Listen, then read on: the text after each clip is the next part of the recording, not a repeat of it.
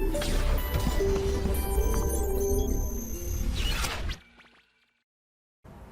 बच्चों last class में हमने कंसंट्रेशन से रिलेटेड टॉपिक स्टार्ट किया था, ठीक है। तो नॉर्मलता तक हमारा सूत्र हो चुका था, ठीक है। मोलरता का हमने सूत्र देखा था, विलय के मोल बटा विलयन का आयतन। फिर हमने मोललता देखा था। मोललता जो है हमारा वो क्या होता है, विलय के मोल बटा विलायक का द्रव्यमान किलोग्राम में। और तीसरा जो था हमारा वो नॉर्मलता था। नॉर्मलता हमने देखा था, उसके 2-3 फॉर्मूले हमारे सामने निकल के आए थे, जिसमें से एक फॉर्मूला था इक्विवेलेंट नंबर ऑफ इक्विवेलेंट, है ना, विलय का इक्विवेलेंट तुल्यांक संख्या बटा विलयन का आयतन लीटर में।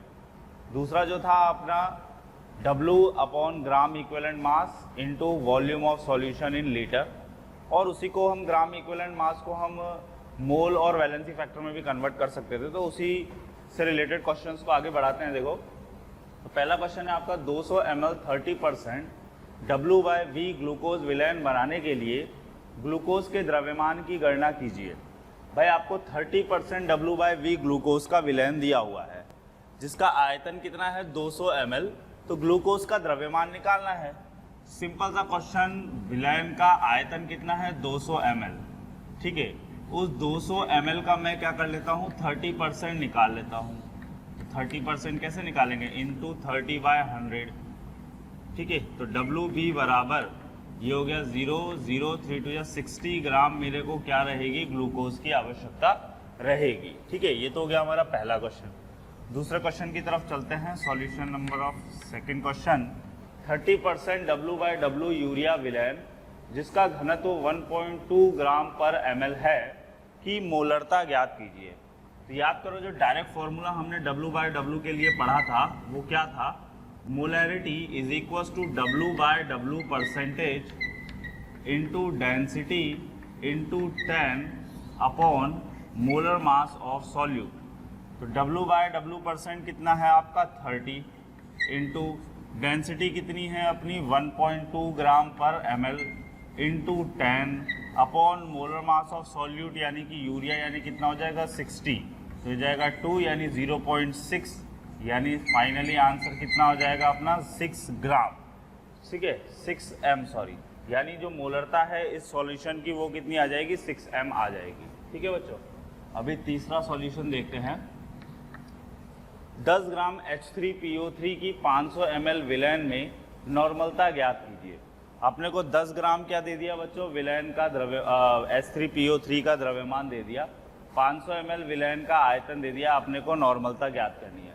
तो मैं क्या फॉर्मूला लगाने जा रहा हूँ, नॉर्मलता बराबर W ऑफ सॉल्यूट किसमें, ग्राम में, upon equivalent mass of solute into volume of solution किसमें, लीटर में, ठीक है। अब तुल्यांकी भार निकाल लेते हैं अपन H3PO3 का। तो H3PO3 का तुल्यांकी भार कैसे निकालेंगे, मोलर मास बटा वैलेंसी फैक्टर। तो बच्चों H3PO3 क्या है, हमारा अम्ल है, और ये जो हमारा अम्ल है ये केवल 2H+ आयन ही त्याग करता है। देखो, दिखने में हो सकता है आपको यहाँ पे 3 हाइड्रोजन नजर आ रहे हो लेकिन ये तीनों हाइड्रोजन का त्याग नहीं करता। तो क्यों नहीं करता, देखो असल में ये इसके स्ट्रक्चर पे डिपेंड करता है। जो H3PO3 होता है उसका स्ट्रक्चर कुछ ऐसा होता है, देखो। तो ध्यान रखो, H3PO3 या H2SO4 या HClO4 ये जितने भी ऑक्सो एसिड्स, जिनको हम लोग क्या बोलते हैं, ऑक्सो एसिड्स। ऑक्सो एसिड्स क्या होते हैं, जिनमें हमें एक मुख्य एलिमेंट के साथ साथ में ऑक्सीजन और हाइड्रोजन भी नजर आते हैं। जैसे अगर इसके अंदर देखो तो एक सेंट्रल एलिमेंट कौन सा हो जाएगा, फॉस्फोरस, साथ में ऑक्सीजन और हाइड्रोजन आपको नजर आएंगे। ऐसे ही H2SO4 है मान लो, तो H2SO4 में सल्फर सेंट्रल एलिमेंट हो जाएगा और साथ ही साथ में हाइड्रोजन और ऑक्सीजन जो है वो बाकी सपोर्टिंग एलिमेंट्स हो जाएंगे। तो इन एसिड्स को हम लोग क्या बोलते हैं, ऑक्सो एसिड्स बोलते हैं। और ऑक्सो एसिड्स में खास बात यह है, जितने OH ग्रुप होते हैं उतने ही ये क्या करता है, H+ आयन रिलीज करता है। तो इस पॉइंट को लिख भी लो जरा, ऑक्सो एसिड, हेडिंग डाल लो इसमें, ऑक्सो एसिड। ऑक्सो एसिड के अंदर लिखना वह अम्ल जिसमें एक प्रकार का बोला है बच्चों मैंने। एक प्रकार का मतलब ये नहीं हुआ कि एक ही, हो सकता है यहाँ फॉस्फोरस 2 भी हो सकते थे, लेकिन होने क्या चाहिए थे, दोनों फॉस्फोरस होने चाहिए थे, ठीक है ना। देखो आगे, जिसमें एक ही प्रकार का केंद्रीय परमाणु हो, जिसमें एक ही प्रकार का केंद्रीय परमाणु हो तथा उसके साथ OH तथा ऑक्सो, अच्छा OH को क्या बोलते हैं हम, हाइड्रोक्सी ग्रुप, है ना। OH आगे ब्रैकेट में लिखो हाइड्रोक्सी समूह, कॉमा, है ना, डबल बॉन्डेड O, इस तरीके का बॉन्ड बना लो, डबल बॉन्डेड O, आगे ब्रैकेट में लिखो ऑक्सो समूह तथा H, है ना। अब देखो H हो चाहे ना हो वो कोई मैटर नहीं करता, OH ग्रुप और डबल बॉन्डेड O ग्रुप होना चाहिए, ठीक है। आगे लिखो होते हैं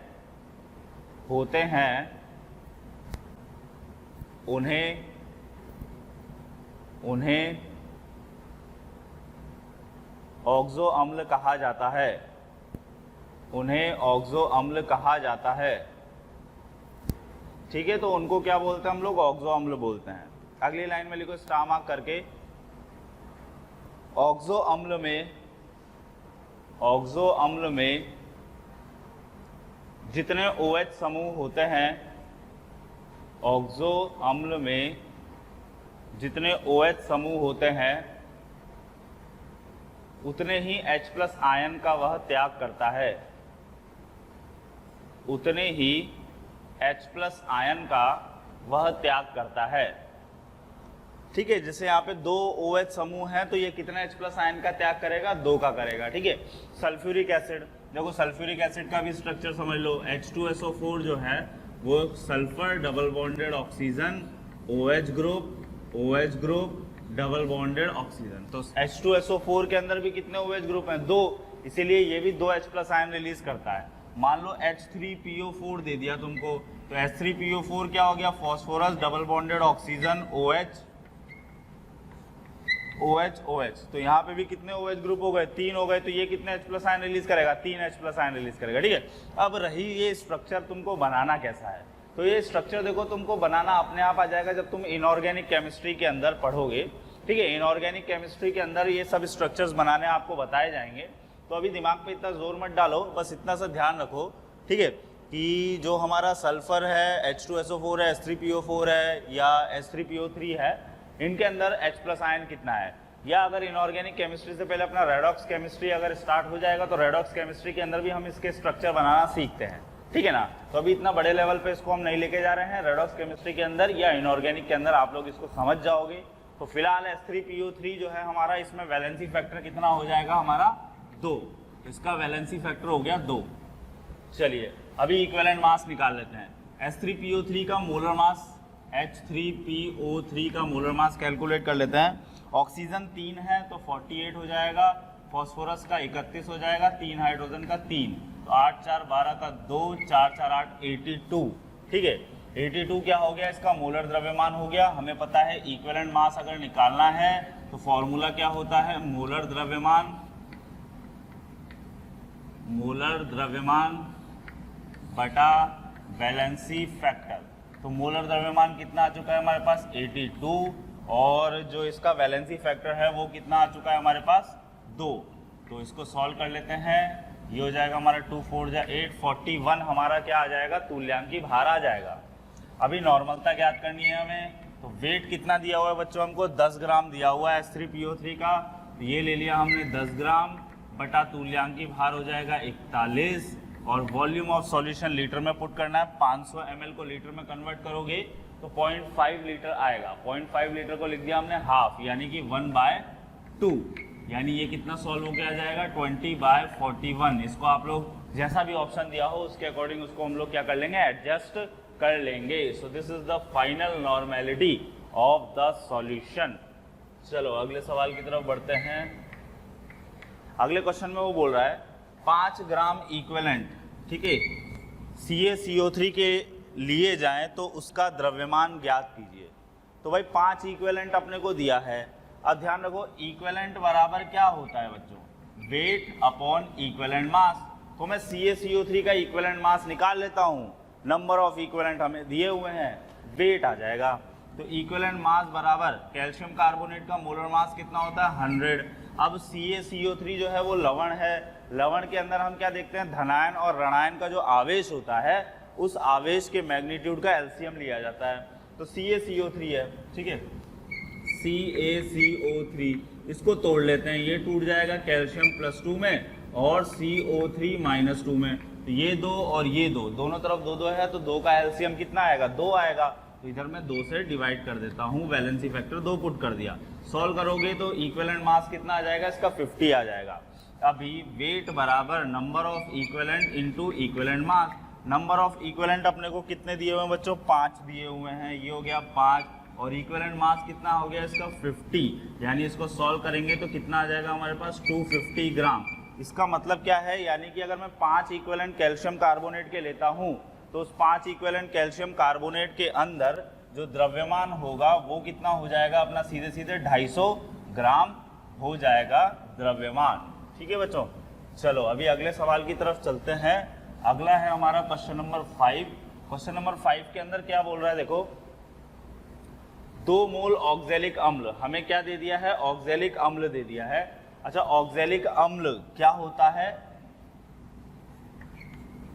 ऑक्जेलिक अम्ल क्या होता है बच्चों, H2C2O4 है ना। इसको लिखने का एक और तरीका होता है COOH COOH, ऐसे भी लिखा जाता है, या इसको हम लोग COOH होल टू एच। तो तीनों में से कैसे भी लिखा हुआ आपको मिल सकता है। तीनों ही हमारे क्या है, ऑक्जेलिक अम्ल है। और बेसिकली इसमें जो वैलेंसी फैक्टर आता है वो 2 आता है। कैसे, एक H+ आयन तो यहाँ से जाएगा और एक H+ आयन यहाँ से जाएगा, ठीक है। तो टोटल 2 H+ आयन जाते हैं, तो वैलेंसी फैक्टर इसका कितना आ जाता है, 2 आ जाता है, ठीक है। चलो आगे सवाल को करते हैं। 2 मोल ऑक्जेलिक अम्ल को यदि जल में घोलकर 500 ml का विलयन बनाया जाता है तो नॉर्मलता तथा मोलरता ज्ञात करनी है। ठीक है बच्चों, तो देखो बेसिकली इक्विवेलेंट बना लेता हूं मैं, क्योंकि इक्विवेलेंट का एक फॉर्मूला हमने पढ़ा हुआ है, मोल इनटू वैलेंसी फैक्टर। ठीक है, तुल्यांक संख्या कैलकुलेट करने का हमारा सूत्र क्या होता है, मोल गुणा वैलेंसी फैक्टर। अब मोल कितने दिए हुए हैं, देखो 2 मोल दिए हुए हैं, वैलेंसी फैक्टर अभी मैंने बताया 2, यानी टोटल तुल्यांक संख्या कितनी हो जाएगी इसकी, 4 तुल्यांक संख्या हो जाएगी। अभी नॉर्मलता ज्ञात करनी है, तो नॉर्मलता बराबर equivalent of solute upon volume of solution, किसमें, लीटर में। इक्विवेलेंट ऑफ सॉल्यूट कितने हो जाएंगे, 4, अपॉन वॉल्यूम कितना दिया हुआ है, 500 ml दिया हुआ है। 500 ml का मतलब क्या हो गया तुम्हारा, आधा लीटर, यानी कि 1/2, यानी 8N हमारी क्या हो जाएगी, नॉर्मलता हो जाएगी। अब नॉर्मलता बराबर क्या होता है, मोलरता गुणा वैलेंसी फैक्टर। देखो ऐसा जरूरी नहीं है तुम सीधे नॉर्मेलिटी निकालो, तुम मोलैरिटी भी कैलकुलेट कर सकते थे। भाई ये मोल दिया हुआ है और ये आधा लीटर, तो यहाँ से 4m तुम्हारी मोलैरिटी आ जाएगी। फिर मोलैरिटी नॉर्मेलिटी बराबर molarity into valency factor formula लगा सकते थे, कैसे भी कर सकते थे। तो फिलहाल मोलैरिटी बराबर normality upon valency factor. Normality हो चुकी है 8, वैलेंसी फैक्टर 2, तो आंसर कितना आ जाएगा तुम्हारा, 4 आ जाएगा। ठीक है, तो इस तरीके से हम क्या कर सकते हैं, मोलैरिटी और नॉर्मेलिटी कैलकुलेट कर सकते हैं। फॉर्मूलेज हमने सीखे हुए हैं, ठीक है। नॉर्मेलिटी और मोलैरिटी का रिलेशन का फॉर्मूला हमने यहाँ पे इस्तेमाल कर लिया।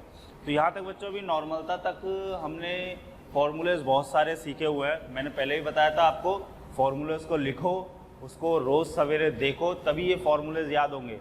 और ये इतने इंपॉर्टेंट फॉर्मूले हैं, ये आगे आने वाले 2-3 चैप्टर में, जैसे केमिकल इक्विलिब्रियम हो गया, क्लास 12 के अंदर जब आप जाओगे तो उसमें विलयन नाम का चैप्टर है पूरा। अभी तो हम छोटा सा टॉपिक पढ़ रहे हैं ना, इसमें क्लास 12 के अंदर पूरा का पूरा एक चैप्टर ही है विलयन नाम का, तो वो आपका दोबारा से इन फॉर्मूलों को यूज़ करवाएगा, ठीक है ना। तो इन फॉर्मूलेज को याद करो। अभी अपन फॉर्मूलेज को थोड़ा आगे लेके चलते हैं। बेसिक फॉर्मूलेज हमारे हो चुके हैं। अब इन फॉर्मूलेज के कुछ मॉडिफाइड फॉर्म्स और होती हैं, तो वो मॉडिफाइड फॉर्म्स हम देखने जा रहे हैं, ठीक है।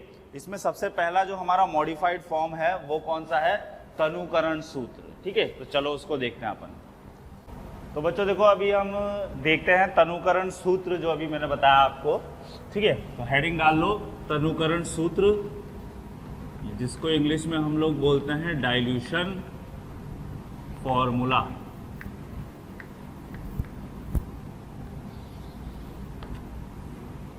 तो देखो तनुकरण सूत्र या डाइल्यूशन फॉर्मूला कहाँ पे अपने को यूज में लेना, पहले तो उस बात को समझो।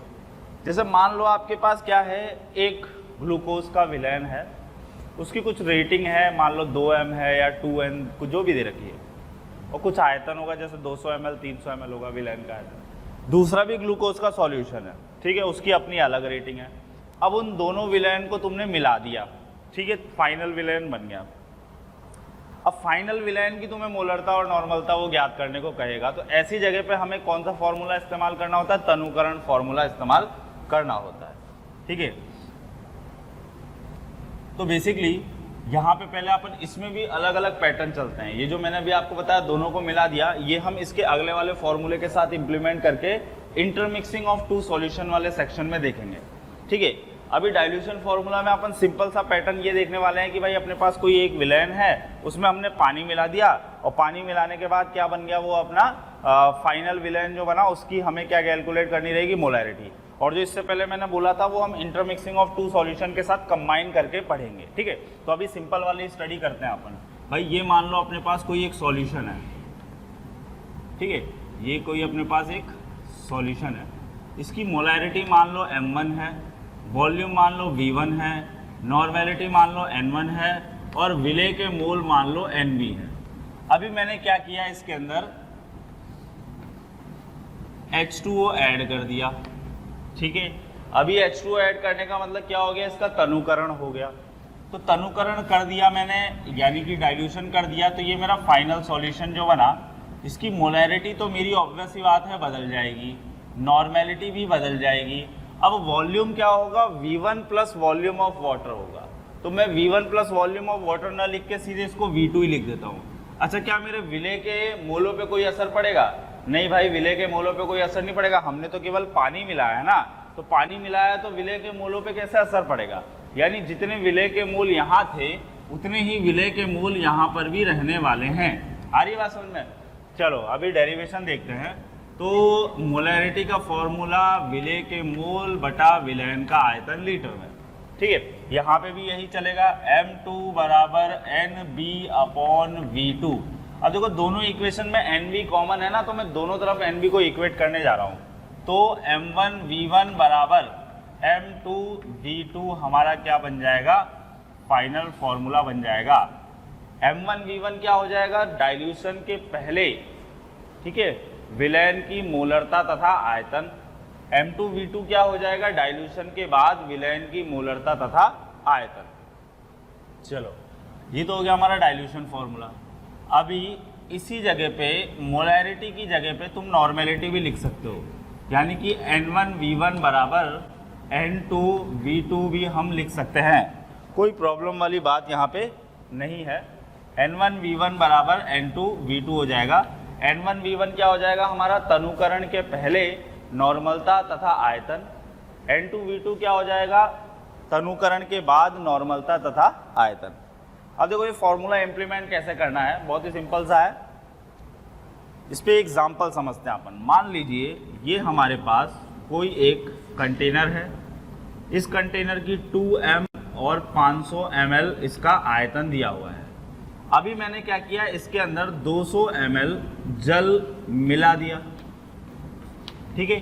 तो 200 ml जल मिलाने पर ये जो हमारा विलयन है, इस विलयन की फाइनली मोलैरिटी क्या होगी वो हमें ज्ञात करनी है। तो देखो V1 m1 यानी विलयन के तनुकरण के पहले उसकी मोलरता क्या थी, तो भाई वो सीधे सीधे आपको दिया हुआ है, कितनी है, 2m हो जाएगी। ये कितनी हो जाएगी हमारी, 2m हो जाएगी। V1 की बात करते हैं तो पहले आयतन कितना था, 500 ml। m2 मेरे को निकालना है, V2 मेरा कितना हो जाएगा, 700 ml। अब देखो यहाँ पे बेटा V1 है और यहाँ V2 है, दोनों वॉल्यूम है, और वॉल्यूम की यूनिट क्या होती है, सेम होती है। वॉल्यूम की यूनिट अगर सेम होती है, इसका मतलब मैं दोनों तरफ लीटर लीटर भी पुट कर सकता हूँ, दोनों तरफ ml ml भी पुट कर सकता हूँ, कोई प्रॉब्लम वाली बात नहीं है। चलो अभी पुट करते हैं इसमें। तो m1 v1 बराबर m2 v2 लगा देता हूँ। m1 की वैल्यू कितनी है, 2, v1 की वैल्यू कितनी है, 500 ml बराबर m2 की वैल्यू कैलकुलेट करनी है, V2 की वैल्यू कितनी हो गई 700, 500 में 200 जल भी तो जोड़ा तो 700 हो गया टोटल। थैंक यू स्टूडेंट्स, हमें इतना प्यार देने के लिए। डेली लाखों बच्चे हमारे वीडियो लेक्चर्स से फ़ायदा उठा रहे हैं, तो मेरी आपसे एक रिक्वेस्ट है कि डिस्क्रिप्शन बॉक्स में जो लिंक दिया गया है उस लिंक पे जाके आप क्लिक करिए और अपना रजिस्ट्रेशन सुनिश्चित कर लीजिए, ठीक है। और साथ ही साथ मेरी बच्चों से ये भी रिक्वेस्ट है, जिन बच्चों को डाउट सॉल्विंग और साथ ही साथ मटेरियल चाहिए, उसके लिए भी आप नीचे दिए गए डिस्क्रिप्शन बॉक्स में लिंक पे जाके क्लिक करके वहाँ पे अपना रजिस्ट्रेशन सुनिश्चित कर सकते हैं। अभी M2 कैलकुलेट कर लो, तो भाई ये हो जाएगा तुम्हारा 1000 बटा 700, 2 0 से 2 0 कट गया, 10/7 तुम्हारी फाइनली क्या हो जाएगी, इसकी मोलैरिटी कैलकुलेट होके आ जाएगी। ठीक है बच्चों, चलो अभी एक और पार्ट देखते हैं इसी से रिलेटेड एग्जाम्पल। मान लो हमारे पास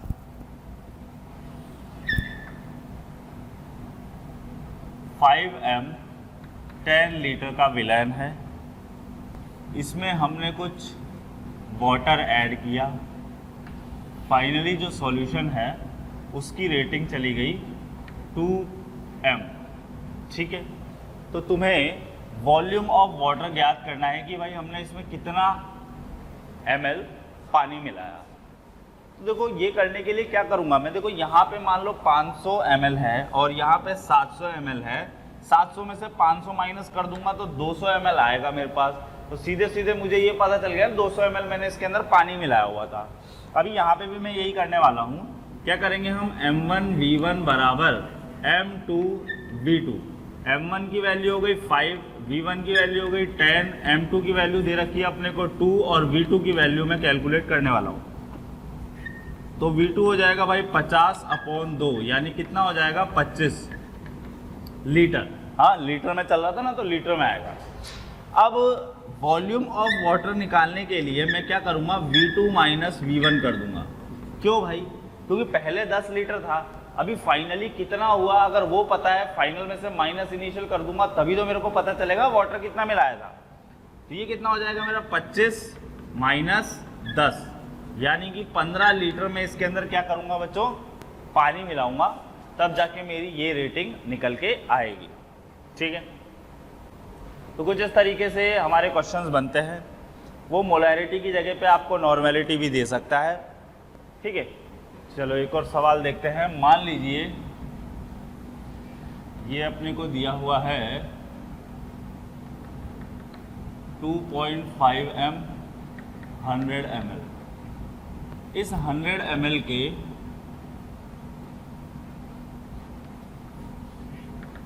ठीक है, इस 100 ml के अंदर हमने कुछ वाटर मिलाया। ठीक है, या मान लो 50 ml हमने क्या किया, वाटर मिलाया। तो हमें फाइनल सॉल्यूशन की नॉर्मलता ज्ञात करनी है, और ये जो सॉल्यूशन है हमारा, ये है कैल्शियम फॉस्फेट का Ca3PO4 होल ट्वाइस। तो देखो एक तरफ तो अपने को मोलैरिटी दे रखी है और दूसरे तरफ अपने से नॉर्मेलिटी पूछी है और कैल्शियम फॉस्फेट दिया हुआ है, तो कहीं ना कहीं हमें वैलेंसी फैक्टर की ज़रूरत पड़ेगी।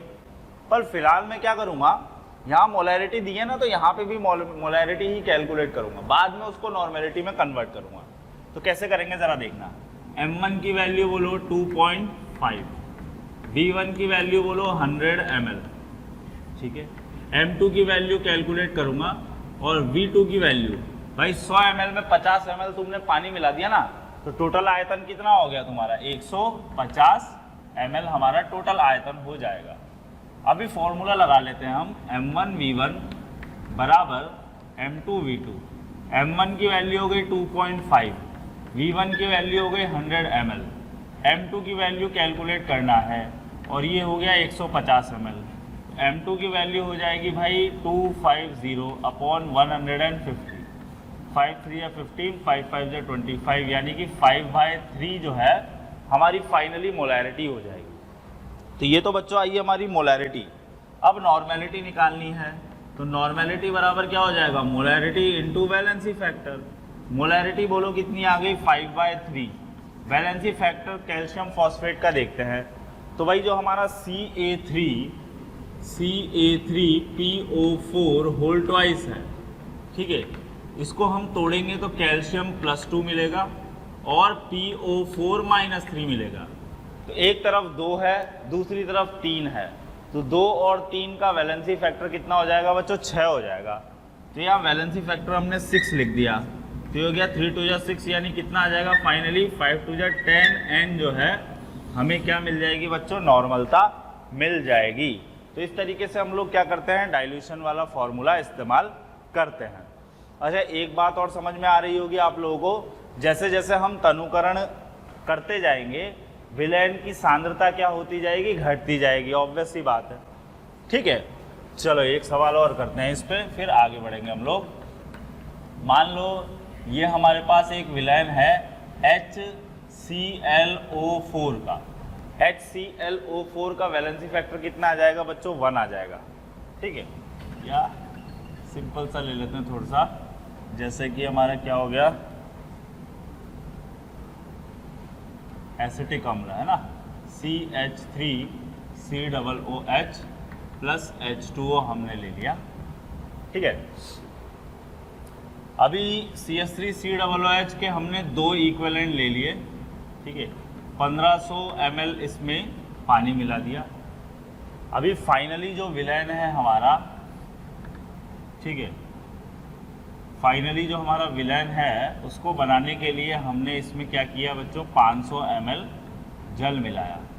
तो 500 ml जब हम जल मिला रहे हैं तो फाइनल जो सॉल्यूशन बन रहा है उसकी हमें क्या ज्ञात करनी है? मोलैरिटी मान लीजिए ज्ञात करनी है। तो सबसे पहले तो मैं यहाँ पे क्या बना लेता हूँ? नॉर्मेलिटी बना लेता हूँ। तो नॉर्मेलिटी बराबर क्या होता है? Equivalent upon volume of solution in litre. Equivalent कितना दिया हुआ है? 2 इक्विवेलेंट, और वॉल्यूम कितना है? 1.5 लीटर में कन्वर्ट करना पड़ेगा यहाँ पे, ऐसा नहीं तुम डायरेक्ट ml में छोड़ रहे हो। तो इसको सॉल्व करते हैं तो ये जाएगा भाई 20/15, 5 3 15, 5 4 20, यानी कि 4/3 तुम्हें क्या मिल जाएगी? नॉर्मेलिटी मिल जाएगी। अभी मैं क्या करता हूँ? N1V1 वाला लॉजिक लगाता हूँ। N1V1 बराबर N2V2। N1 की वैल्यू कितनी है हमारे पास? 4/3। वॉल्यूम कितना था वहाँ पे? 1500 ml ले लो, अभी कोई दिक्कत वाली बात नहीं है, दूसरी तरफ भी ml में डालना है हमें। N2 बराबर V2 हो जाएगा 2000, ठीक है। N2 बराबर 4/3 इंटू 1500 अपॉन 2000, 2 0 से 2 0 कट गए, 4 5 जा 20, 5 3 जा 15, 3 1 जा 3, यानी फाइनल नॉर्मेलिटी कितनी आ रही है अपनी? देखो 1n आ रही है। अभी मोलैरिटी निकालनी है अपने को, नॉर्मेलिटी थोड़ा निकालनी है। नॉर्मेलिटी बराबर मोलैरिटी इंटू वैलेंसी फैक्टर। तो मोलैरिटी बराबर नॉर्मेलिटी हो जाएगी 1 अपॉन वैलेंसी फैक्टर भी 1, यानी मोलैरिटी भी कितनी आ जाएगी? 1 ही आएगी। तो ध्यान रखो, जहाँ वैलेंसी फैक्टर 1 होता है वहाँ पे नॉर्मेलिटी और मोलैरिटी दोनों क्या होती है? बराबर आती है। तो इस पॉइंट को स्टार मार्क करके भी लिख लो, जहाँ पर वैलेंसी फैक्टर का मान, जहाँ पर वैलेंसी फैक्टर का मान 1 होता है, वहाँ नॉर्मलता तथा मोलरता समान आती है। तो हमने अभी तनुकरण सूत्र देख लिया। अभी हम नए फॉर्मूले पे चलते हैं। हम क्या करेंगे, जो मैंने आपको स्टार्टिंग पहले बताया था इससे, कि भाई 2 सॉल्यूशंस को मिक्स करेंगे, ठीक है।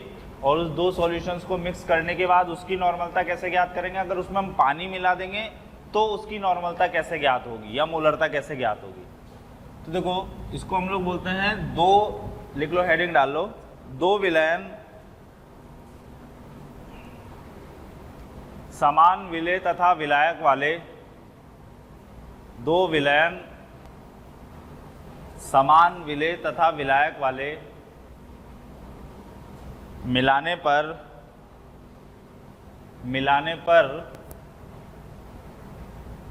बनने वाले विलयन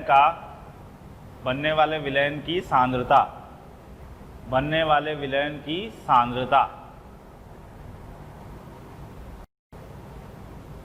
ठीक है, जो विलयन हमारा बन जाएगा उसकी हमें क्या ज्ञात करनी रहेगी, सांद्रता ज्ञात करनी रहेगी। ठीक है, दो सॉल्यूशन जिसमें सेम विलेय तथा विलायक हैं उनको मिलाने पर जो हमारा विलयन बनेगा उसकी सांद्रता हमें ज्ञात करनी है। तो ये मान लो हमारा सॉल्यूशन नंबर 1 है, सॉल्यूशन नंबर 1, ठीक है। इसकी मोलरता m1 है, वॉल्यूम v1 है, नॉर्मलता n1 है और विलेय के मोल nb1 है। इसको हमने दूसरे सॉल्यूशन के साथ मिलाया, इसकी मोलरता m2 है, वॉल्यूम v2 है और नॉर्मलता n2 है और विलेय के मोल nb2 है। This is solution number 2। अब इनको जब हमने क्या किया बच्चों, ऐड कर दिया, तो फाइनली जो हमारे पास सॉल्यूशन मिला उस फाइनल सॉल्यूशन की मोलरता तो देखो ऐड नहीं होती ना, मोलरता भाई ऐसा थोड़ा ना m1 प्लस m2 बराबर m1 प्लस m2 हो जाएगा, ऐसा नहीं है। मोलरता जो है ये तो हमें क्या करनी पड़ेगी, ज्ञात करनी पड़ेगी। नॉर्मलता भी हमें ज्ञात करनी पड़ेगी, लेकिन क्या आयतन भी ऐड नहीं होगा? आयतन तो बिल्कुल ऐड होगा भाई। मान लो तुमने 100 ml एक ग्लूकोज सॉल्यूशन लिया, 100 ml दूसरा ग्लूकोज सॉल्यूशन लिया, दोनों को मिला दिया तो अभी तो 200 ml हो गया ना तुम्हारा। तो फाइनली जो मेरा वॉल्यूम है दैट इज v, वो क्या हो जाएगा, v1 प्लस v2 और nb भाई विलेय के मोल भी तो ऐड हो जाएंगे, यानी nb1 प्लस nb2। क्यों होंगे भाई? मान लो 10 ग्राम अगर तुम्हारा नमक है किसी एक विलयन में और 20 ग्राम नमक है तुम्हारा दूसरे विलयन में, दोनों को मिलाओगे तो फाइनल विलयन में नमक की मात्रा कितनी हो जाएगी, 30 ग्राम हो जाएगी। बात समझ रहे हो ना? तो मोल भी तो ऐड हो जाएंगे हमारे, nb बराबर nb1 प्लस nb2 हो जाएगा। This is final solution. ये क्या हो जाएगा हमारा बच्चों, फाइनल सॉल्यूशन हो जाएगा। अभी हम यहाँ पे मोलरता का फॉर्मूला लगाते हैं, तो पहले सॉल्यूशन 1 के लिए अप्लाई करते हैं। तो यहाँ m1 बराबर क्या हो जाएगा, nb1 अपॉन v1। यहाँ क्या हो जाएगा, m2 बराबर nb2 अपॉन v2। यहाँ क्या हो जाएगा, m बराबर nb अपॉन v। अब ये nb की वैल्यू क्या nb1 प्लस nb2 के बराबर होगी? nb1 की वैल्यू यहाँ से और nb2 की वैल्यू यहाँ से उठा के मैं इस जगह पे पुट करने वाला हूँ। यहाँ से बेसिकली क्या हो गया, m बराबर nb की वैल्यू पुट कर दी मैंने nb1 plus nb2 upon v हो गया मेरा v1 प्लस v2। nb1 की वैल्यू यहाँ से पुट करो, ये आ जाएगा तुम्हारा m1 v1, ठीक है। ये आ जाएगा तुम्हारा m2 v2, नीचे v1 प्लस v2 चल रहा है। तो फाइनली जो तुम्हारा मोलैरिटी का फॉर्मूला है, ये जो फाइनल सॉल्यूशन है, इस फाइनल सॉल्यूशन की मोलरता कितनी होगी, तो उसका फॉर्मूला हो जाएगा हमारे पास m1 v1 plus m2 v2 upon v1 plus v2। अगर मान लो तुमसे बोला होता कि ये दो सॉल्यूशन को तो हम मिला ही रहे हैं और साथ ही साथ में इसमें 500 ml वाटर भी हम मिला रहे हैं, एक्स्ट्रा वाटर भी मिला रहे हैं, तो एक जनरल फॉर्मूला हम देखते हैं जिसमें मान लो ऐसे solution n number of solution है, 3 4 5 6 10 कितने भी हो सकते हैं, और फाइनली हम उसमें वाटर भी मिला रहे हैं। तो जनरल फॉर्मूला क्या हो जाएगा, फाइनल सॉल्यूशन की मोलरता क्या हो जाएगी, m1 v1 plus m2 v2 plus m3 v3, ऐसे करके ये चलता जाएगा। जितने भी सॉल्यूशन होंगे तुम्हारे पास उन सबको इस तरीके से ऐड कर देंगे, upon v1 plus v2 plus v3 plus volume of water. नीचे की तरफ तुम्हें वाटर को और ऐड करना पड़ेगा। अगर दिया है तो ऐड करो, अगर नहीं दिया है तो भैया ऐड कहाँ से करोगे? तो ध्यान रखो, अगर हमसे क्वेश्चन में बोला है वॉल्यूम ऑफ वाटर के बारे में तो ही ऐड करना है, अगर कुछ नहीं बोला तो टेंशन लेने वाली कोई बात नहीं है। अगर मान लो मोलरता ना दे के नॉर्मलता दे दे तो मोलरता की जगह n पुट कर दो, n बराबर n1 v1 plus n2 v2 plus n3 v3 plus dash upon v1 plus v2 plus v3, ऐसे चलता जाएगा और लास्ट में तुमने इसमें क्या कर दिया, वाटर भी ऐड कर दिया। ठीक है, तो कुछ इस तरीके से हमारे इसके फॉर्मूले बनते हैं। चलो अभी हम इसके ऊपर कुछ क्वेश्चंस को देखते हैं। पहला एग्जांपल, मान लो तुम्हें 5%, ठीक है, NaOH सॉल्यूशन दिया हुआ है प्लस 15% NaOH सॉल्यूशन दिया हुआ है, ठीक है। नॉर्मेलिटी फाइनल सॉल्यूशन की तुम्हें बतानी है, फाइनल सॉल्यूशन की क्या बतानी है तुम्हें, नॉर्मेलिटी बतानी है। अब यहाँ पे तुम्हें वॉल्यूम तो देखो कुछ भी नहीं दिया, केवल परसेंट में दिया है, और परसेंट में भी ये नहीं बताया कि W/W है कि W/V है। तो मैंने पहले ही बताया तुमको, NCERT के अकॉर्डिंग अगर कुछ भी नहीं दिया होता है परसेंटेज के आगे तो हमें W/V का इस्तेमाल करना होता है। यानी पहला जो है वो 5% W/V NaOH सॉल्यूशन है, दूसरा 15% W/V NaOH सॉल्यूशन है, और फाइनली तुम्हें नॉर्मेलिटी बतानी है। तो मोलैरिटी बना लेता हूं मैं, जो मोलैरिटी होगी वही तो नॉर्मेलिटी होगी। क्यों? क्योंकि वैलेंसी फैक्टर कितना है इसका, 1 है। चलो भाई करते हैं शुरुआत। मैं क्या करता हूं, इस NaOH का भी 100 ml का विलेन ले लेता हूं और इसका भी 100 ml का विलेन ले लेता हूं। तो सीधे सीधे 100 ml में 5 ग्राम मेरा NaOH है और दूसरे 100 ml में 15 ग्राम मेरा NaOH है। तो केस 1 लेते हैं सबसे पहले, केस नंबर 1। मोलैरिटी बनानी है मेरे को, तो मोल 5 ग्राम NaOH हो गया अपॉन 40 इसका मोलर मास होगा, और 100 ml यानी 0.1 लीटर इसका आयतन हो गया। एक डेसिमल से डेसिमल हट गया, 0 हट गया, तो कितना आ जाएगा, 5/4 m आ जाएगा।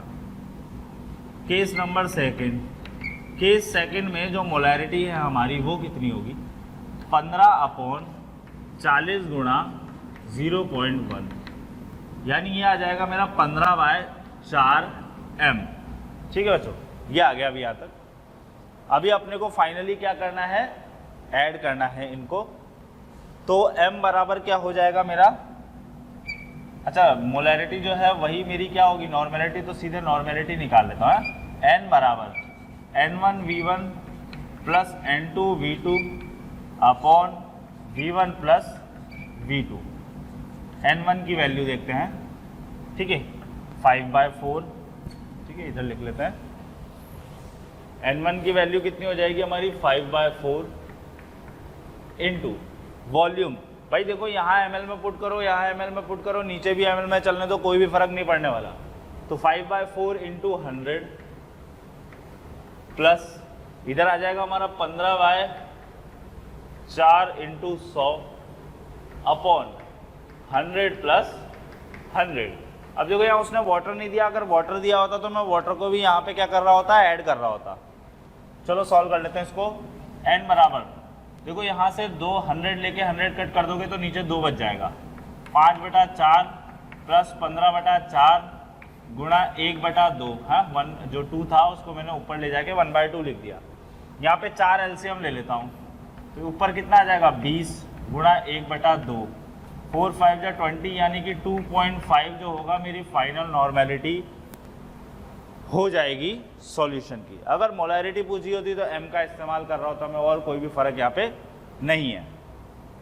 तो इस तरीके से बच्चों क्या करना है, अपने को इनके क्वेश्चंस को सॉल्व करने हैं। फॉर्मूला यूज में लो डायरेक्टली, फॉर्मूलेज जितने याद रखोगे उतनी ही आसानी से सवाल हो जाएंगे, नहीं तो जो हमारे क्वेश्चंस होते हैं वो बहुत लंबे चौड़े मेथड्स पर चले जाते हैं। ठीक है, फॉर्मूले भी इतने सारे होने की वजह से सही फॉर्मूला तुम्हें कब लगाना है, कौन सा लगाना है, वो आना चाहिए। और वो कैसे आएगा भाई, प्रैक्टिस से ही आएगा। चलो एक और सवाल देखते हैं। मान लो अपने को 6 ग्राम 500 ml यूरिया दिया हुआ है, ठीक है। इसको मैं 20 ग्राम 200 ml यूरिया विलेन के साथ मिला लेता हूँ, ठीक है। अभी फाइनल सॉल्यूशन की मेरे को मोलैरिटी ज्ञात करनी है। तो भाई कुछ बच्चे क्या करेंगे, ऊपर वाले की मोलैरिटी बना लेंगे, फिर नीचे वाले की मोलैरिटी बना लेंगे, M1V1 मिल गया, M2V2 मिल गया, और फिर फॉर्मूला लगा देंगे m बराबर M1V1 plus M2V2 upon V1 plus V2। तो ऐसा नहीं करना है तुमको। क्यों नहीं करना है भैया, जब ये दोनों चीज़ें ऐड हो सकती है तो ऐड कर लो, ये दोनों चीज़ें ऐड हो सकती है तो ऐड कर लो। फाइनल सॉल्यूशन में तुम्हें 26 ग्राम यूरिया मिलेगा और 700 ml तुम्हें क्या मिलेगा, जल मिलेगा। तो उसी की मोलैरिटी बना लो ना, सीधे दिमाग लगाने की जरूरत कहाँ पे आ रही है। तो ऐसा नहीं है कि एक फॉर्मूला बता दिया तो वही फॉर्मूला तुम हर जगह घुसेड़ते फिर रहे हो। इसको ऐड कर सकते हो तो ऐड कर लो। तो भैया यहाँ पे वेट ऑफ सॉल्यूट तुम्हारा बेसिकली कितना हो गया, 26 ग्राम हो गया ना। प्यारे बच्चों, हमें रोज लाखों कमेंट्स आते हैं कि सर इस टॉपिक पर वीडियो बनाइए, ये वाला टॉपिक सर एक्सप्लेन कर दीजिए। कोई फिजिक्स के टॉपिक के लिए पूछता है, कोई केमिस्ट्री के टॉपिक के लिए पूछता है। ठीक है बच्चों, तो मेरी आपसे एक रिक्वेस्ट है, आप हमारे चैनल पर जाकर उसको एक बार सब्सक्राइब कीजिए और साथ ही साथ में जो बेल नोटिफिकेशन है उसको भी आप क्लिक कीजिए, क्योंकि उससे होगा क्या, जो भी हम नए वीडियोस अपलोड करेंगे वो आप तक हैंड टू हैंड आ जाएगा और आपसे कोई भी वीडियो मिस नहीं होगी। हम ऐसा बोल क्यों रहे हैं बच्चों, क्योंकि होता क्या है, जो टॉपिक्स की आप डिमांड कर रहे होते हैं उस पर हमने ऑलरेडी वीडियो बना के डाली हुई होती है। ठीक है, तो वो आपको सर्च करेंगे वहाँ पे तो बहुत ही ईजिली अवेलेबल हो जाएगा। ठीक है, तो आप वहाँ पर जाइए, एक बार सब्सक्राइब कीजिए और बेल आइकन पर क्लिक कीजिए। और वॉल्यूम ऑफ सॉल्यूशन तुम्हारा कितना हो गया, 700 ml हो गया।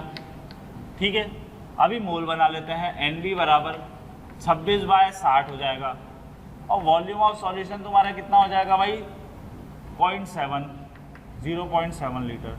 अभी बना लो मोलैरिटी। M बराबर 26/60 इंटू 0.7 यानी 7 गुणा 10, 0 से 0 चला गया, 2 3 या 6, 13 यानी कि 13/21 तुम्हारी क्या हो जाएगी, फाइनल मोलैरिटी हो जाएगी। तो इस तरीके से हम क्या कर सकते हैं, इसको यूज में ले सकते हैं। ठीक है बच्चों, अभी एक और क्वेश्चन देखते हैं इस पे। इसमें देखो अम्ल वाले बहुत से क्वेश्चन बनते हैं। जैसे आपको बोलेगा वो 1m, 200 ml HCl solution add 2m, 300 ml H2SO4 solution plus 3m, 400 ml H3PO4 solution plus 100 ml water.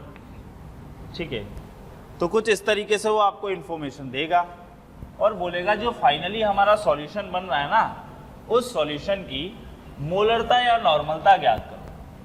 अभी तक देखो जो मैंने फॉर्मूले आपको बताए थे उनमें मैंने ये बोला था कि भाई मोलैरिटी निकाल लो या नॉर्मेलिटी निकाल लो और वैलेंसी फैक्टर तुम निकाल लो।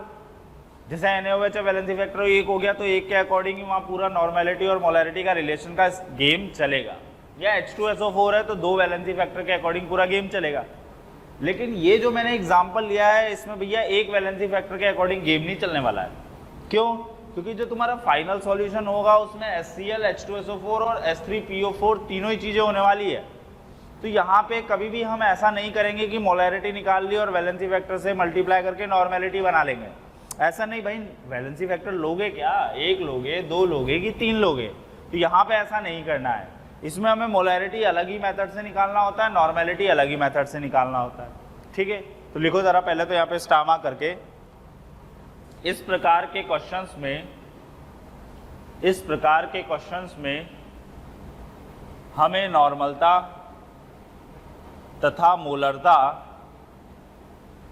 अलग अलग प्रकार से ही निकालनी होती है।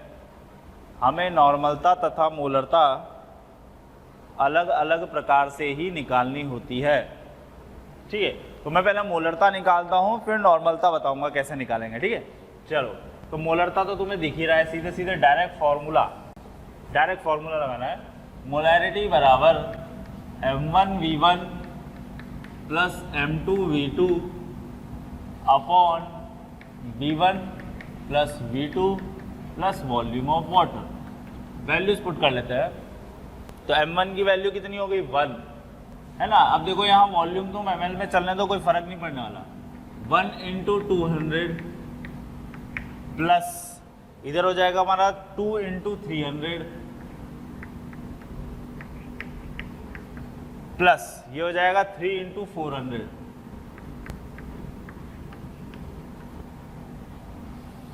अपॉन, अच्छा यहाँ तीसरा भी था, प्लस M3V3 प्लस V3 है ना। ये हो जाएगा तुम्हारा कितना, 200 प्लस 300 प्लस 400। ठीक है, और वाटर कितना हो गया तुम्हारा 100। इसको सॉल्व कर लेते हैं। तो भैया ये हो जाएगा तुम्हारा 200 प्लस 3 दूनी 600 प्लस 4 तिया 1200 बटा 1000। हाँ नीचे तो कितना चल रहा है, 4 3 7 8 9 और 100 ml तुमने पानी मिलाया था तो 1000 हो गया। तो 12 6 18 और 2 2000, यानी m की वैल्यू कितनी हो गई तुम्हारे पास 2000 बटा 1000, यानी मोलैरिटी कितनी आ जाएगी तुम्हारी 2 आ जाएगी। अब देखो ये मोलैरिटी तो तुमने निकाल ली। अब अगर मान लो मैं यहाँ नॉर्मेलिटी निकालने को बोलता तो नॉर्मेलिटी में क्या वैलेंसी फैक्टर से चेंज मल्टीप्लाई करते हैं ना अपन, लेकिन यहाँ पे ऐसा हम नहीं कर पाते क्योंकि वैलेंसी फैक्टर भैया लेते क्या तुम HCl का H2SO4 का लेते, HCl का लेते कि H3PO4 का लेते, किसका लेते, ये प्रॉब्लम यहाँ पे क्रिएट होती है। तो इससे बचने के लिए हम क्या करते हैं, इसकी नॉर्मेलिटी अलग ही बना के रखते हैं। अब जैसे 1m इसकी मोलरता है, वैलेंसी फैक्टर 1 है, तो नॉर्मलता भी कितनी होगी इसकी 1n ही हो जाएगी। इसकी 2m है 2, यानी नॉर्मलता कितनी हो जाएगी इसकी 4 हो जाएगी। इसकी 3 है और वैलेंसी फैक्टर भी 3 है, यानी नॉर्मलता कितनी हो जाएगी 9 हो जाएगी। अब यहाँ पे हम नॉर्मलता वाला फॉर्मूला लगाएंगे, n बराबर n1 v1 plus n2 v2 plus n3 v3 upon n1 v1 plus v2 plus v3 plus volume of water. ठीक है, n1 की बात करते हैं, ये हो गया तुम्हारा 1 इंटू 200, ये हो जाएगा तुम्हारा 4 इंटू 300,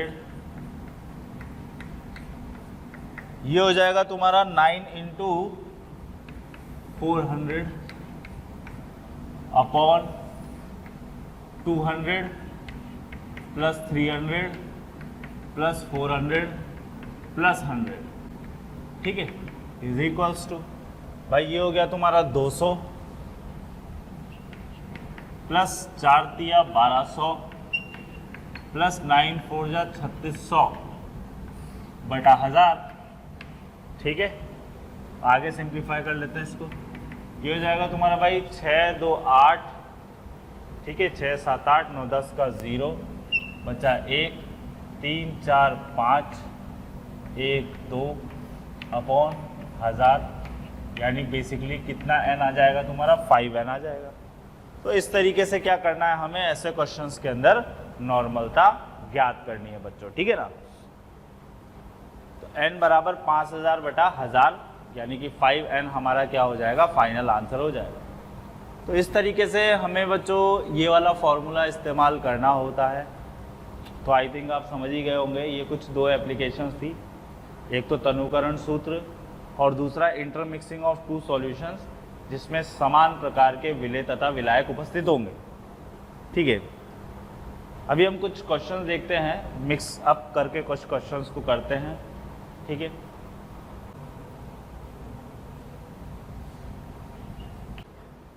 तो बच्चों देखो कुछ प्रीवियस ईयर के अंदर आए हुए क्वेश्चंस हैं, उनको अपन और लेते हैं, उससे आपको आइडिया लग जाएगा किस लेवल तक के हमारे क्वेश्चन जो है वो नीट के अंदर आते हैं।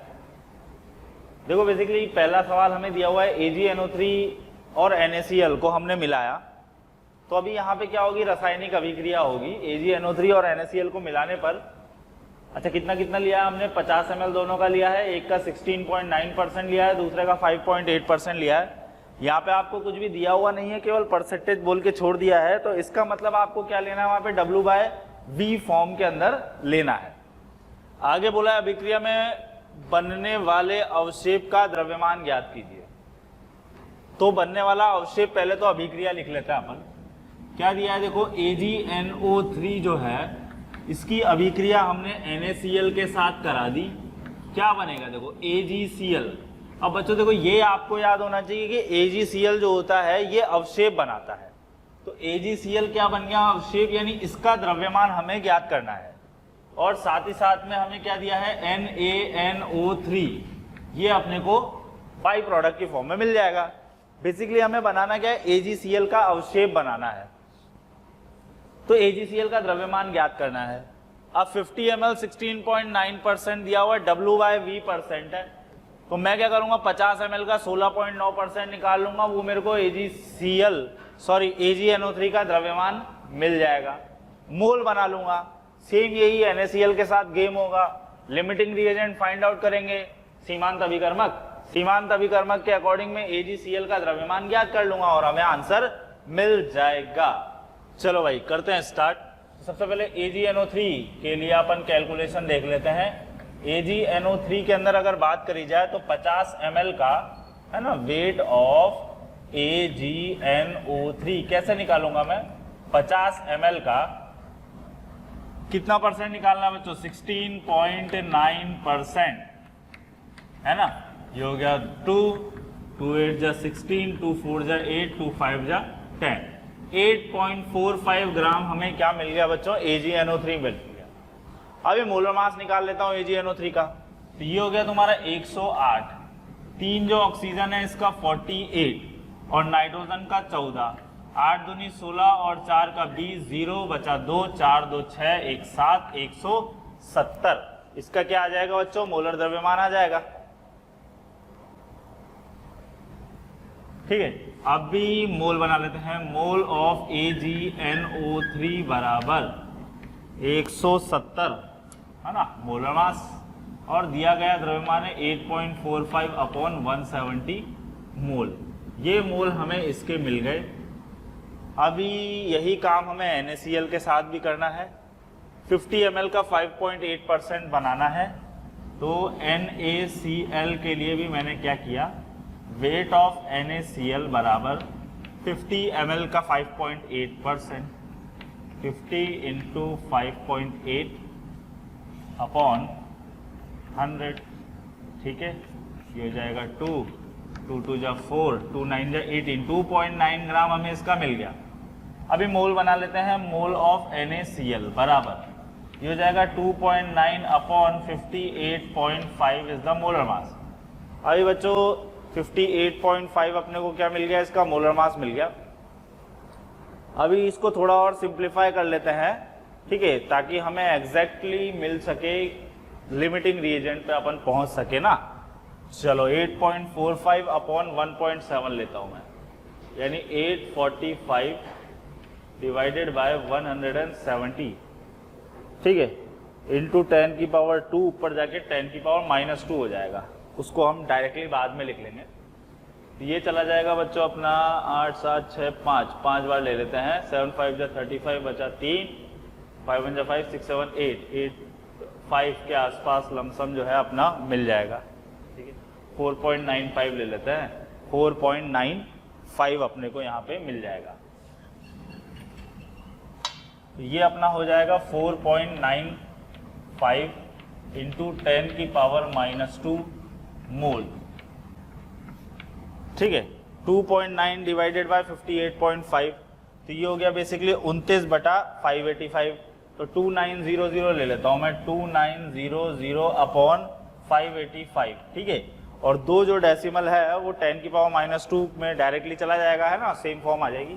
तो 5 1 जा 5, 5 1 जा 5, 5 7 जा 35, 5 5 जा 25, 5 8 जा 40, 580 बटा 117। इसको सॉल्व कर लेते हैं अभी। 580 डिवाइडेड बाय 117, तो लगभग ये 5 बार जाएगा। 7 5 जा 35 बचा 3, 5 जा 6 7 8, 5 1 जा 5, 585, यानी ये भी मेरे ख्याल से 4.95 यानी कंप्लीट रिएक्शन यहाँ पे हो जाएगी। ये भी कितना चला जाएगा मेरा? 4.95 इंटू 10 की पावर -2 मोल, यानी कंप्लीट रिएक्शन होगी। यहाँ पे कोई भी लिमिटिंग रिएजेंट मेरा नहीं है। चलो भाई यहाँ पे आते हैं। इसका 1 मोल, तो इसका 1 मोल जाएगा और इसका 1 मोल बनेगा। तो ये पूरा कंज्यूम, ये पूरा कंज्यूम, और इसका कितना बन जाएगा बच्चों? 4.95 इंटू 10 की पावर -2 मोल। ये तो आ गया बच्चों मोल। अब द्रव्यमान निकालना है, तो वेट ऑफ AgCl बराबर 4.95 ले लेता हूँ मैं कैलकुलेशन के हिसाब से ना। 5 गुणा 10 की घात -2 इंटू, भाई सिल्वर का होता है 108, क्लोरीन का हो गया तुम्हारा 35.5, 5 8 5 कितना हो जाएगा? 13 का 3, 3 और 1 4, 143.5, 143.5, 5 5 जा 25 बचा 2, 5 का 15, 16 17 का 7 बचा 1, 5 20 21 बचा 2, 5 जा 6 7, 700 इंटू 10 की पावर -2, 7.18 ग्राम जो है मेरा AgCl का अवशेप बनेगा। This is the final solution. ठीक है बच्चों, तो देखो दो तरीके की क्वेश्चंस को मिक्स करके उसने बनाया हुआ है। दो कौन कौन से हैं? पहला तो हमारा कौन सा हो गया भाई, स्टाइकोमेट्री का कंसेप्ट, और दूसरा कौन सा हो जाएगा हमारा कंसंट्रेशन वाला कंसेप्ट। दोनों को मिला के ये बनाया हुआ सवाल है, तो दोनों ही लॉजिक्स आपको आने चाहिए। एक भी लॉजिक अगर आपका मिसिंग है तो आप इन सवालों को सॉल्व नहीं कर पाओगे। चलो अभी अगले सवाल की तरफ बढ़ते हैं। Question number second. Question number second के अंदर देखो क्या बोल रहा है, 25.3 ग्राम, है ना, कितना दे दिया आपने को द्रव्यमान, 25.3 ग्राम अपने को द्रव्यमान दिया हुआ है। Na2CO3 को जल में मिलाने पर यदि 250 ml का विलयन बनता है तो विलयन में Na+ तथा कार्बोनेट आयन की सांद्रता ज्ञात कीजिए। तो 25.3 ग्राम तुम्हें क्या दे दिया, सोडियम कार्बोनेट दे दिया। तो भाई सोडियम कार्बोनेट का सबसे पहले तो मोलर द्रव्यमान बना लेंगे, कंसंट्रेशन बना लेंगे, है ना, मोल बना के कंसंट्रेशन बना लेंगे। फिर जो भी Na2CO3 की कंसंट्रेशन आएगी उसकी डबल कंसंट्रेशन Na+ की होगी। क्यों?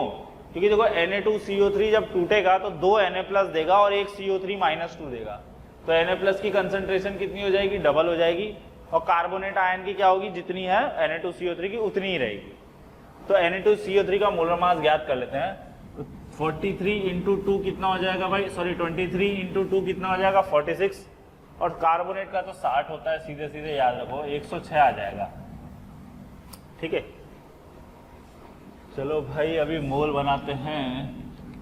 तो मोल बराबर 25.3 ग्राम, 25.3 ग्राम बटा 106, ये क्या आ गया इसका बच्चों, मोल आ गया। ठीक है, अब जैसा भी आंसर दिया है उसके अकॉर्डिंग उसको सॉल्व कर लेना तुम लोग। अभी कंसंट्रेशन बना लेते हैं अपन। तो 250 ml को लीटर में कन्वर्ट कर लेते हैं। तो कंसंट्रेशन बड़े ब्रैकेट से भी अपन कंसंट्रेशन को रिप्रेजेंट करते हैं ना। तो कंसंट्रेशन ऑफ Na2CO3 बराबर मोल हो गया 25.3 बटा 106 गुणा 250 ml मतलब 1/4 लीटर। तो 1/4 तो 4 चला जाएगा ऊपर, 4 3 12 का 2, 5 4 20 21, 4 2 8 9 10, 101.2 अपॉन 106। ये कंसंट्रेशन आ जाएगी Na2CO3 की। डेसिमल में सॉल्व कर लेना इसको। अभी देखो जब तुम्हारा Na2CO3 टूटेगा तो ये कैसे बनेगा, Na+, है ना, कितने, 2, और एक मिल गया तुम्हारा CO3 -2। ठीक है, तो यहाँ पे ये कितना हो जाएगा, 202.4 बटा 106, और ये तो उतना ही रहेगा ना, देखो 101.2 बटा 106। तो ये दोनों की हमें क्या मिल जाएगी बच्चों, कंसंट्रेशंस मिल जाएगी। जो Na+ की कंसंट्रेशन होगी ना वो कार्बोनेट आयन की क्या होगी, दुगनी होगी। क्योंकि ये जो हमारा Na2CO3 है इसको जब हम तोड़ने जाएंगे तो हमें 2 Na+ मिलता है और एक ही क्या मिलेगा बच्चों, कार्बोनेट आयन मिलेगा। इसकी वजह से जो भी कार्बोनेट आयन की कंसंट्रेशन होगी वो Na2CO3 की कंसंट्रेशन के बराबर होगी, और Na+ की कंसंट्रेशन, इन दोनों की कंसंट्रेशन जो कि आपस में बराबर है उसकी डबल होगी। ठीक है, चलो आगे बात करते हैं। क्वेश्चन नंबर 3, HCl के लिए मोलरता ज्ञात कीजिए यदि उसका घनत्व 1.17 ग्राम पर सीसी दिया गया है। ठीक है बच्चों, तो HCl दिया हुआ है, उसकी मोलरता हमें ज्ञात करनी है और उसका घनत्व यानी कि डेंसिटी जो है 1.17 ग्राम पर सीसी दिया हुआ है। अब ये इतनी सी चीज दे रखी है, सर हम कैसे कैलकुलेट करेंगे भाई मोलैरिटी। तो ये देखो, इससे डरने वाली बात नहीं है, डेंसिटी दे रखी है ना, उसी से हमारी मोलैरिटी कैलकुलेट होने वाली है। कैसे भाई, हमें करना क्या है, मोल अपॉन वॉल्यूम ही तो बनाना ना। मास दिया हुआ है, मोलर मास से भाग दे दो, वॉल्यूम दिया हुआ है, लीटर में कन्वर्ट कर लो, खत्म कहानी। तो भाई ये हो गया तुम्हारा 1.17, है ना, ये तो दिया गया द्रव्यमान हो गया, बटा मोलर द्रव्यमान, ये हो गया तुम्हारा 36.5, है ना, मोलर द्रव्यमान, ये तो बन गया मोल। अब पर सीसी का मतलब तुम्हें 1 सीसी वॉल्यूम दिया हुआ, यानी 10⁻³ हो गया तुम्हारा। इसको सॉल्व कर लो, 1170 है, 10⁻³ ऊपर जाके 1000 बन जाएगा अपॉन 36.5। तो बच्चों, अगर आपको हमारे चैनल पर हमारे वीडियोस पसंद आते हैं तो उन वीडियोस को लाइक कीजिए और साथ ही साथ उन वीडियोस को शेयर कीजिए। आप अगर उसको शेयर करेंगे तो हो सकता है कोई ज़रूरतमंद बच्चा हो जिसको वो वीडियो की काफ़ी रिक्वायरमेंट हो, तो वो उसको आपके शेयरिंग से देख सकता है। ठीक है बच्चों, तो अंत में मैं यही कहना चाहूँगा कि हमारी पूरी मोशन टीम जो है वो आपके प्यार और स्नेह को देखते हुए काफ़ी मोटिवेटेड है और वो काफ़ी डेडिकेटेड है कि आपको अच्छे से अच्छा लेक्चर प्रोवाइड कर सके ताकि आप उससे कुछ नया और अच्छा सीखें। ठीक है, इसको सॉल्व करोगे तुम्हें क्या मिल जाएगी, इसकी मोलैरिटी मिल जाएगी। This is capital M. भाई हमने क्या किया, जो डेंसिटी दी हुई थी ना, उस डेंसिटी को क्या किया अपन ने, मोलर मास से भाग दे दिया तो वो मोल बन गया और 1 सीसी को लीटर में कन्वर्ट कर लिया तो वो क्या बन गया, हमें मोलरता मिल जाएगी। ठीक है, चलो आगे बात करते हैं सॉल्यूशन नंबर 4 की। तो क्वेश्चन नंबर 4 में क्या बोल रहा है बच्चों, 5 मोलर H2SO4 विलयन को 1 लीटर से 10 लीटर तक तनुकृत किया जाता है तो विलयन की नॉर्मलता ज्ञात कीजिए। तो भाई ये कोई एक H2SO4 सॉल्यूशन है, ठीक है, 5 मोलर 5m 1 लीटर, इसको हमने क्या बनाया बच्चों, 10 लीटर तक बनाया। फाइनली इसकी मोलैरिटी अपने को ज्ञात करनी है। फॉर्मूला लगा लेते हैं अपन, m1v1 बराबर m2v2। m1 की वैल्यू कितनी है 5, 1 m2 इंटू 10। अभी ऐसा मत कर देना 10 लीटर और 1 लीटर को जोड़ के 11 लीटर कर देना, उसने लैंग्वेज समझो क्या बोला इसने, 5 मोलर H2SO4 विलयन को 1 लीटर से 10 लीटर तक तनुकृत किया है। यानी पहले 1 लीटर था, अभी कितना लीटर हो गया, 10 लीटर हो गया, तो फाइनल वॉल्यूम इज 10 लीटर। यहां से m2 की वैल्यू 5/10 यानी कि 1/2 यानी कि 0.5 m हो जाएगी। अभी नॉर्मेलिटी बराबर क्या होता है, मोलैरिटी इंटू वैलेंसी फैक्टर। तो मोलैरिटी कितनी हो गई 1/2, H2SO4 का वैलेंसी फैक्टर भी 2 ही होता है क्योंकि वो 2 H+ आयन रिलीज करता है। यानी इस सॉल्यूशन की नॉर्मलता कितनी हो जाएगी हमारी, 1n नॉर्मलता हो जाएगी। ठीक है बच्चों, सिंपल ही था क्वेश्चन, ऐसा कुछ खास उसमें लॉजिक था नहीं। तनुकरण फॉर्मूला लगाना था पहले और तनुकरण फॉर्मूला लगाने के बाद में आपको नॉर्मेलिटी बराबर मोलैरिटी इंटू वैलेंसी फैक्टर का लॉजिक इस्तेमाल करना था। चलो अभी आगे बात करते हैं सॉल्यूशन नंबर 5। सॉल्यूशन नंबर 5 में क्या बोल रहे हैं, देखो 1m जलीय विलयन में विलेय का मोल अंश ज्ञात कीजिए। अपने को मोललता दे रखी है 1m और मोल अंश ज्ञात करना है। तो भाई फॉर्मूला याद करो, XB/XA बराबर, ठीक है, m.ma/1000। याद आ गया फॉर्मूला, इसमें कोई भी नेग्लेक्शन नहीं था। तो हमने क्या लगा दिया, XB/XA बराबर m.ma/1000। अब XB और XA दोनों ही हमें नहीं पता ना, तो मैं क्या करने वाला हूं, XA को कन्वर्ट करूंगा XB की टर्म में, तो ये हो जाएगा मेरा XB। अच्छा XA जो है, XA प्लस XB को क्या लिखते हो, 1 लिखते हो ना, तो XB क्या हो जाएगा हमारा, सॉरी XA क्या हो जाएगा, 1 माइनस XB हो जाएगा। ये हो गया हमारा 1 माइनस XB बराबर, मोललता कितनी दे रखी है बच्चों, 1m दिया हुआ है। Ma की वैल्यू जलीय विलयन है तो कितना हो जाएगा 18/1000। ये हो जाएगा अपना बच्चों XB/1 माइनस XB बराबर 18/1000। इसको पलट दो तो 1 माइनस XB/XB बराबर 1000/18। ठीक है, ये क्रॉस मल्टीप्लाई कर लो, एक ही बात है, क्रॉस मल्टीप्लाई कर लेते हैं इसको, है ना। तो क्रॉस मल्टीप्लाई किया तो ये हो जाएगा भाई 1000 XB बराबर 18 माइनस 18 XB। 18 XB इधर आ जाएगा तो 1018 XB बराबर 18। एक्स बी बराबर कितना हो जाएगा 18/1018।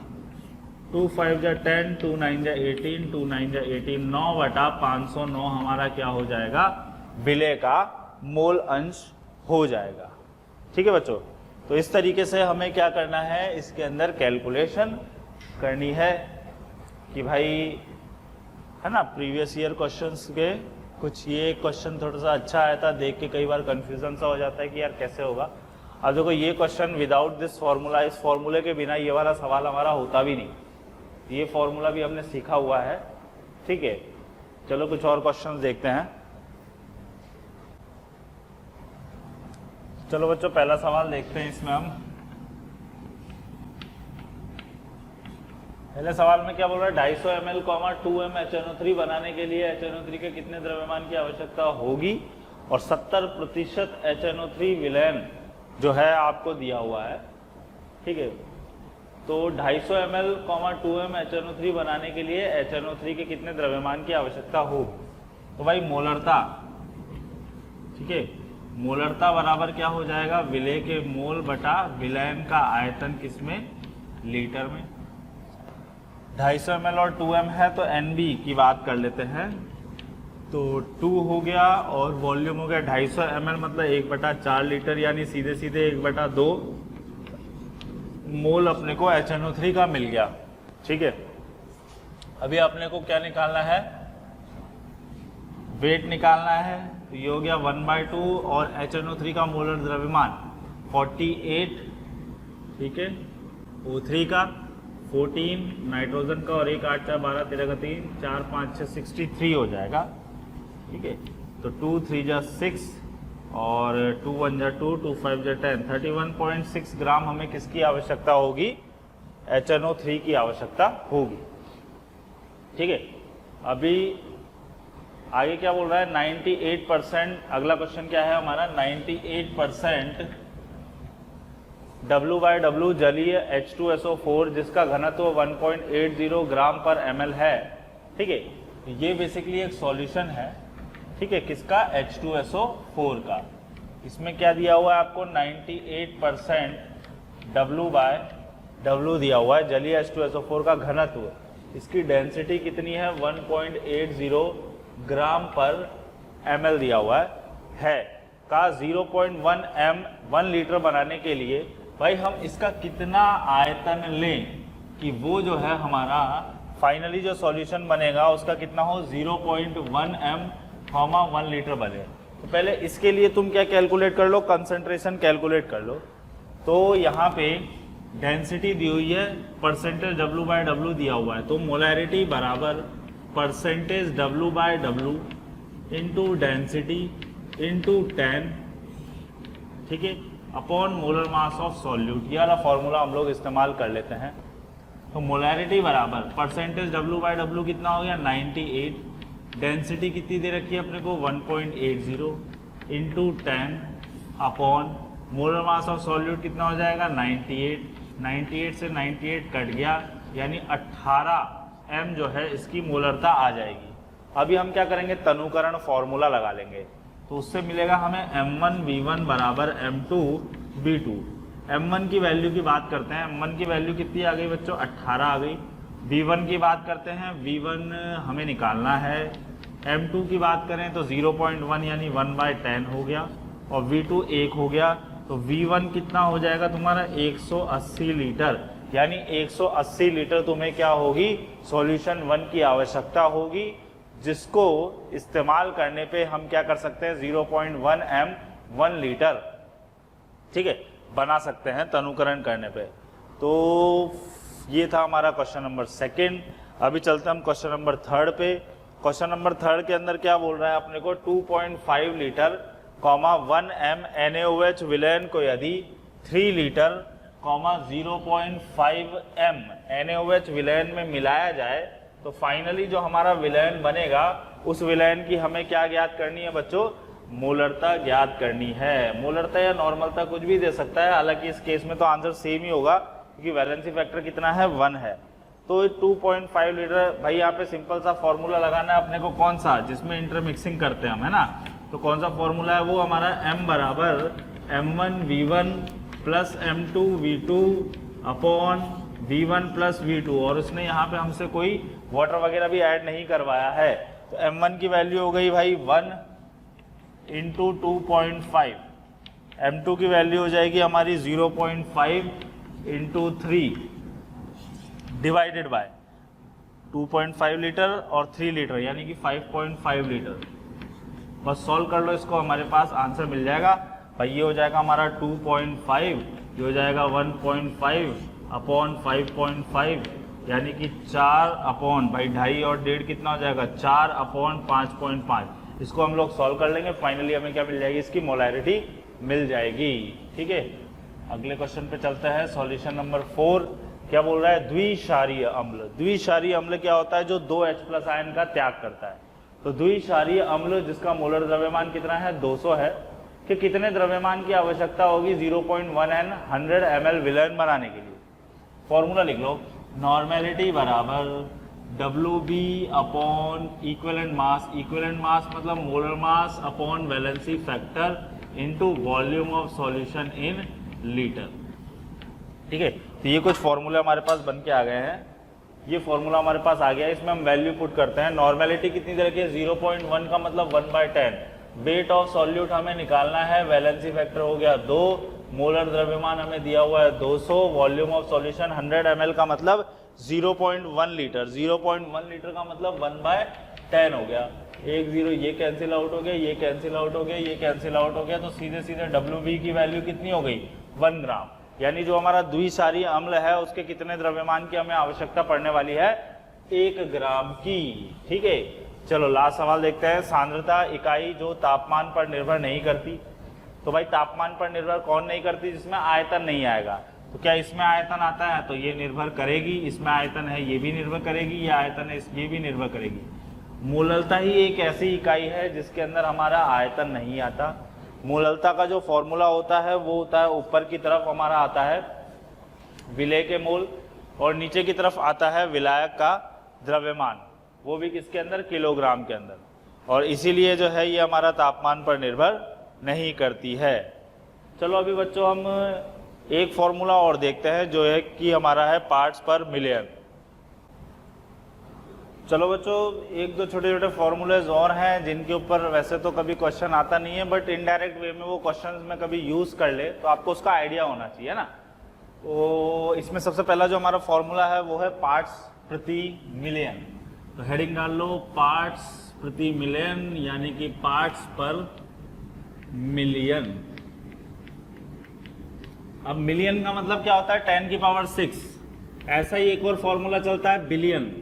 तो बिलियन के अंदर क्या होगा 10⁶ की जगह पे 10⁹ चलेगा, दैट्स इट, और कुछ खास उसमें नहीं है। पार्ट्स पर मिलियन, सबसे पहले तो हम ये समझते हैं कि भाई ये जो फॉर्मूला है ये हमें इस्तेमाल कहाँ पे करना है। तो पार्ट्स पर मिलियन का फॉर्मूला जो है बच्चों वो ऐसी जगह पे इस्तेमाल होता है जहां पे विलायक का जो द्रव्यमान है वो विलय के मुकाबले बहुत ज्यादा हो।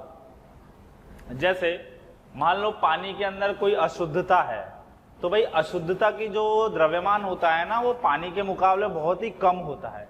या जो हमारा टूथपेस्ट आता है, टूथपेस्ट के अंदर जो फ्लोराइड आते हैं, है ना, हमारे टूथपेस्ट में फ्लोराइड आता है बेटा ताकि हमारे दांत वगैरह क्या रह सके, स्ट्रांग रह सके। तो टूथपेस्ट के अंदर फ्लोराइड की मात्रा बहुत ही कम होती है, ठीक है ना। तो उनको हम पार्ट्स पर मिलियन में ही मेजर कर पाते हैं क्योंकि वो बहुत कम सांद्रता के साथ होती है। तो सबसे पहले तो लिखो इसके अंदर पार्ट्स प्रति मिलियन के अंदर इस प्रकार की सांद्रता हम उस जगह इस्तेमाल करते हैं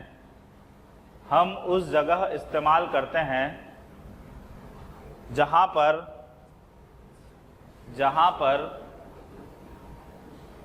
विलेय का द्रव्यमान विलायक के मुकाबले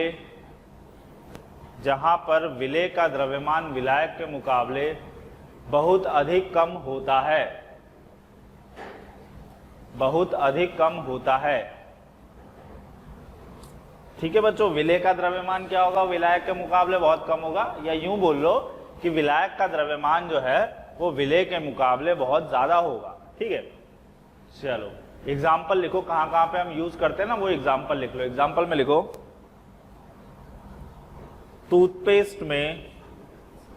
टूथपेस्ट में फ्लोराइड की मात्रा ज्ञात करने के लिए, टूथपेस्ट में फ्लोराइड की मात्रा ज्ञात करने के लिए।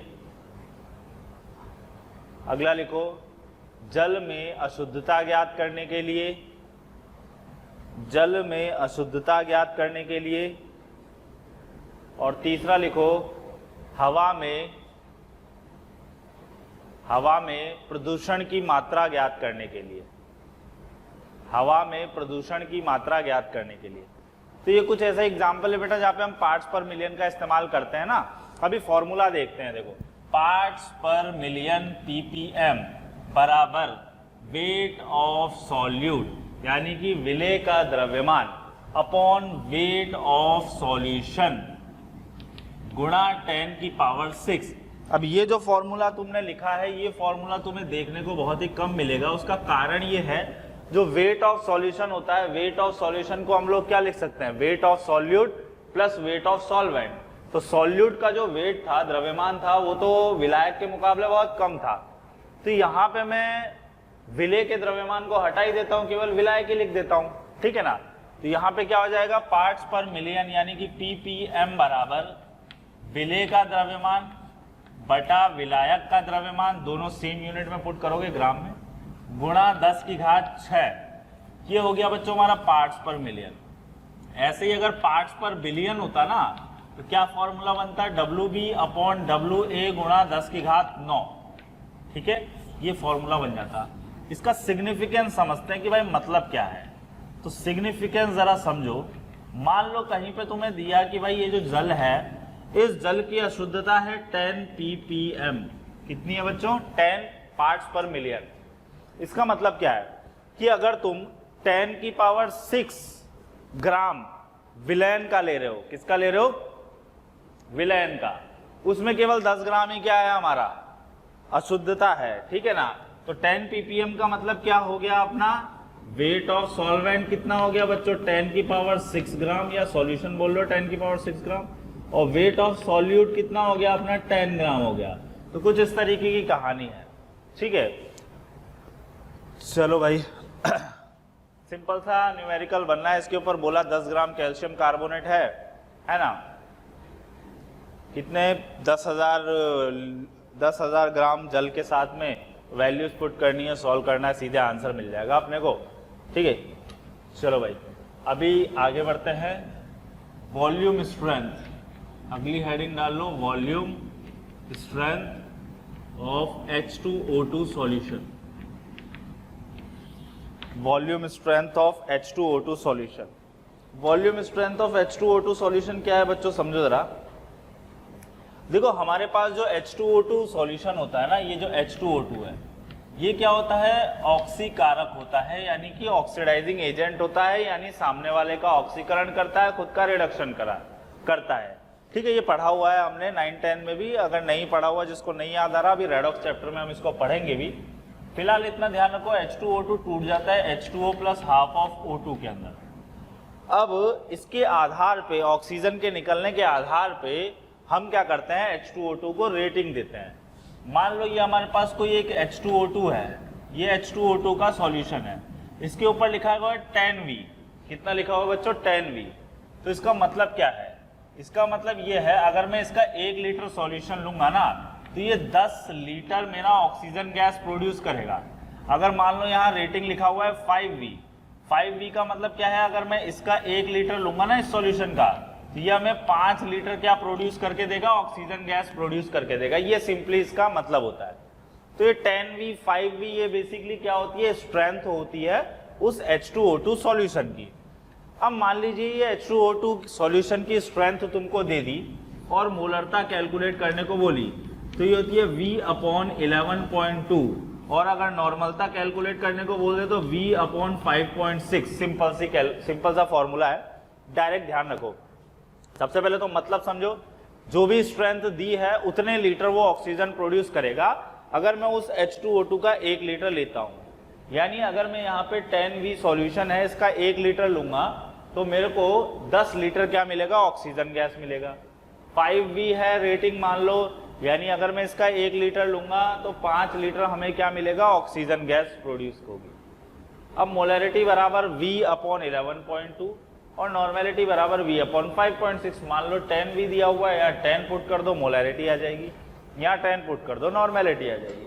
हालांकि ये जो दोनों फॉर्मूले बताए हैं ये 12th क्लास में थोड़ा ज़्यादा डिटेल में डिस्कशन होगा इसका, क्योंकि वहाँ हम सॉल्यूशन जब पढ़ेंगे ना तो इसका थोड़ा सा ज़्यादा नंबर ऑफ क्वेश्चन बनते हैं, है ना। एम्स वगैरह में कभी आया करते थे इन पे क्वेश्चन, अभी तो आते नहीं है, नीट के अंदर तो बहुत ही कम देखने को मिलते हैं।